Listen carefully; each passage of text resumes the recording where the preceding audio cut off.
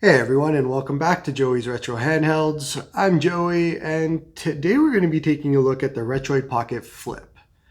And like my last video, which I have no idea if you guys liked or not, but I'm going to be doing the same thing here. Although it's a bit different, because that one was unhinged. I did not like either of those devices. This device I actually do like.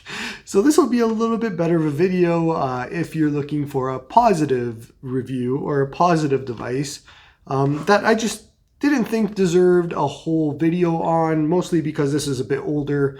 Didn't really feel like I needed to do a whole 30-40 minute video on this, but I did want to talk about it because this came in just randomly, and I've been super happy with it. So let's just quickly talk about it.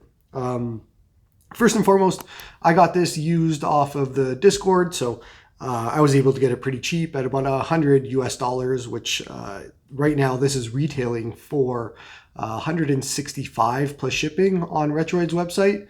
So that's a big difference, and that's US dollars in case you're aware or not aware. So big deal. But I want to talk about this actual device because this is interesting. If you haven't been following the controversy around this device, the biggest issue is that the hinge has been cracking on a lot of people's devices. So if you go and look at anywhere on Reddit or Discord or anything like that, the number one thing you're going to find is a bunch of pictures of just cracked hinges and a lot of people's breaking. Now, that was pretty much certain colors. The color I have here is called Watermelon.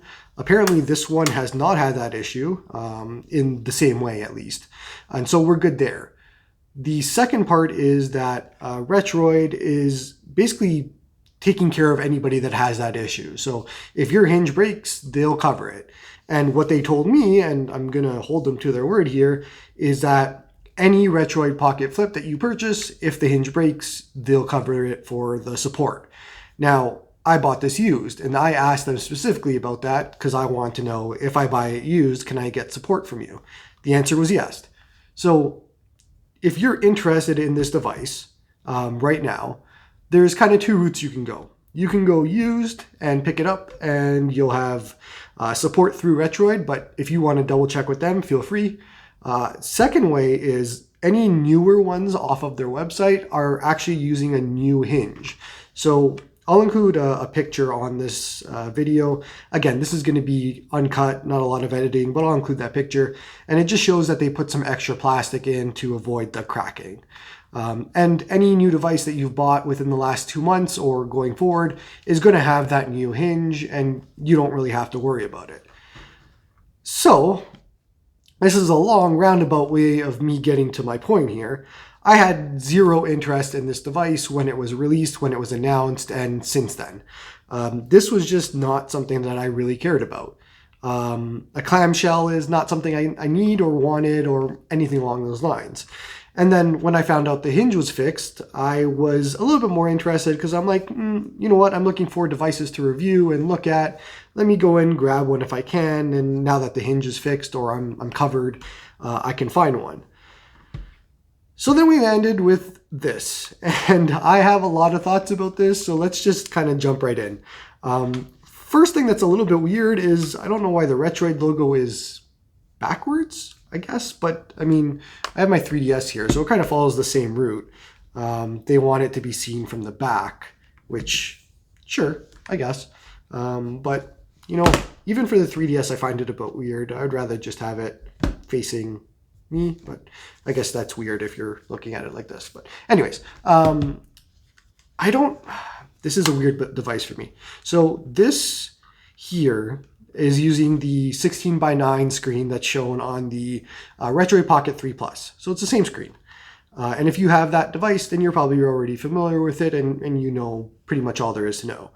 For everybody else, it's a really, really nice screen, and I think it's a 750 by 1334 or something along those lines, and 16:9. It's a great screen, and you can upscale quite a bit on this, which I have been doing. The D-pad, however, is a different D-pad than the one they're using on the Retroid Pocket 3 Plus. and it's a different one than they're using on the 2S. So the 2S has this really nice, and the 3 Plus has this really nice D-pad. This is using a D-pad. Let's just put it that way. I mean, it's not terrible, but it's not great. So it's serviceable. It's fine. It's not the worst in the world. Then we have the buttons here, and again, might as well just keep this here. It's using the same buttons from the 2S, and the 2S actually, you can swap these if you want, because they sell these buttons, and I might just do that because I want my Skittle buttons on the watermelon. But either way, it's the same buttons here, and they're bigger than the 3 Plus, which is great because the 3 Plus has little baby buttons. Then we have the sliders, of course, and these sliders actually have L3 and R3 on them, so you can push down. I don't really like that. It's not a good feeling. Like, you have to put some pressure down, and then it pops up, and I don't know if there was another way to do it, I guess. I mean, if you have to go sliders, this is kind of the only way, but I won't say that it's the best implementation of L3 and R3. But for sliders themselves, and I have a 3DS right here, there's this kind of slider and this slider. This is a lot, what's the word for it? It takes a lot more pressure to kind of do that. This is a little bit loose, but I like these. I don't mind them. If you're going to go sliders, I think these would be the ones I'd want, and they feel fine. I don't play a lot of games that actually use these, but for the times I've had to use them, they've been serviceable. I mean, I'll share with you my use cases when we get there, but if you have to use them, they're fine. Then we have these start and select, and I mean, these are okay, but like, you have all of this space. I don't get why these had to be the smallest buttons in the world, and they keep doing this. I don't know. They did this again here with these little tiny buttons. Like, just make them bigger. I mean, you have all of this room. I don't know. Anyways, I'm not a designer. Other parts, you have analog triggers here, which is cool. Don't really need it on a device like this. You could have gone with inline shoulders if you wanted to, but I'm not going to say it's an issue. Like, it isn't. This is a good upgrade. It might affect pocketability a little bit, but for me, in the way that I've been holding it and pocketing it, it's been fine. Like, I think people have kind of made it a big deal when it's not really one. These are just fine. It slides in and out of pockets just as easily. So that part's good. Same with all that.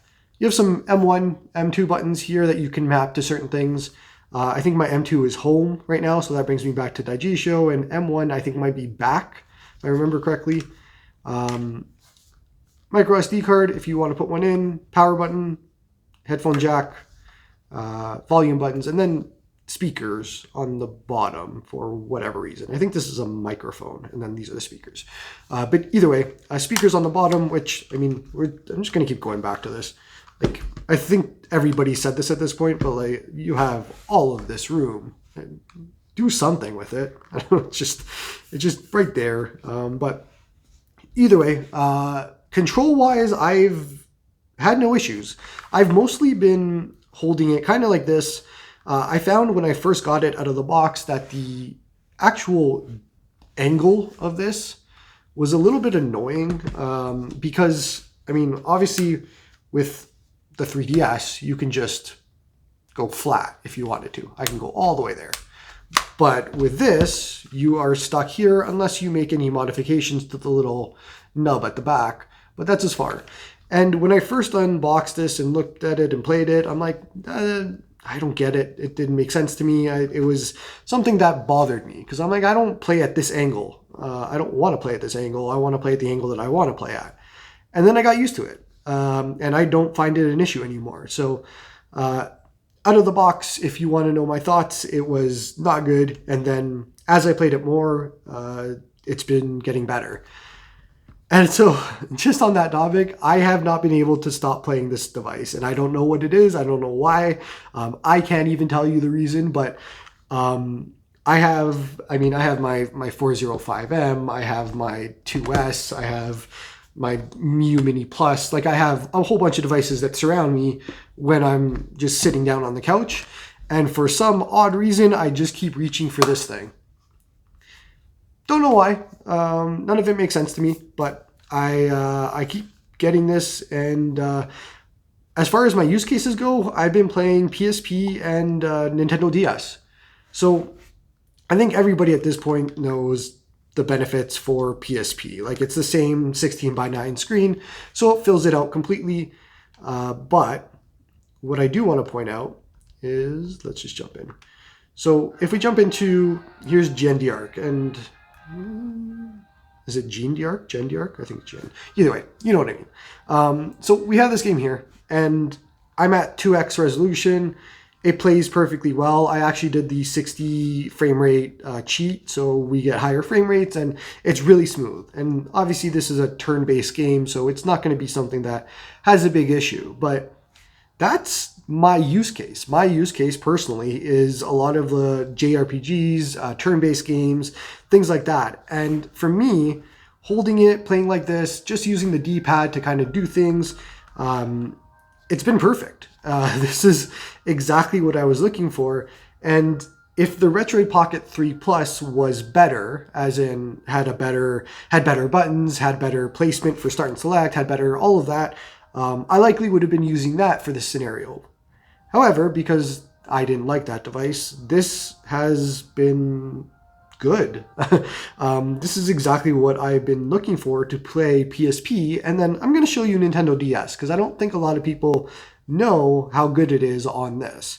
But PSP-wise, 2x resolution, you can play a lot of games, and they're going to run really well, and this is without frame skip or anything like that, so you could even go down that road if you wanted to. But let me jump out of here. Oh yeah, if you didn't know, PPSSPP has achievements, so go get that build off their website. You can get achievements in PSP games now, which is something that I like.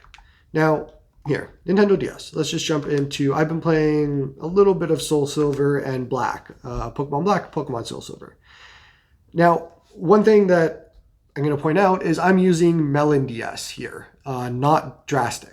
And this is the standalone MelonDS off of their GitHub, so not from the Play Store.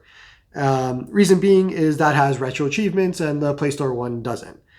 Performance-wise, and maybe I didn't map this in Digesho, so let me just head back. Let's see.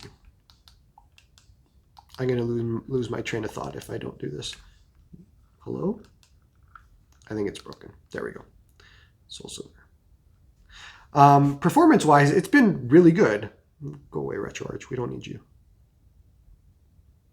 See, kids, this is why you have to map the right core or emulator in Digesho to the platform. Because when you don't do that, it thinks you want to use RetroArch when I really want to use MelonDS for this game. So I didn't set that up ahead of time. That's my fault. I've only been using MelonDS, the actual app. But one thing I should point out is save states haven't been working in this game.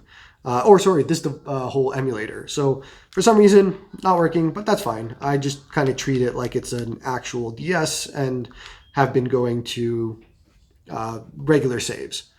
But so here's the look. And I customized this. So I made this box on this side a little bit bigger than what the default was. But this is perfect for me. Like, I don't need much more than this for Nintendo DS. I can see what's on this screen. I can see what's on that screen. If I absolutely needed to, I'll swap over with L2 that I bound. And performance-wise, we're at a nice 60. And it's been pretty much that way from what I've seen. If I turn on fast forward, we can get to 90-ish, 100 sometimes I've seen indoors. And that's kind of it. So you're not going to get the best absolute fast forward performance here. But if you wanted to, you could play Nintendo DS games just fine here. And that's been a really good use case for me, because for me, the 3DS was my choice for DS and 3DS. But can't do retro achievements on that. So this is it for me.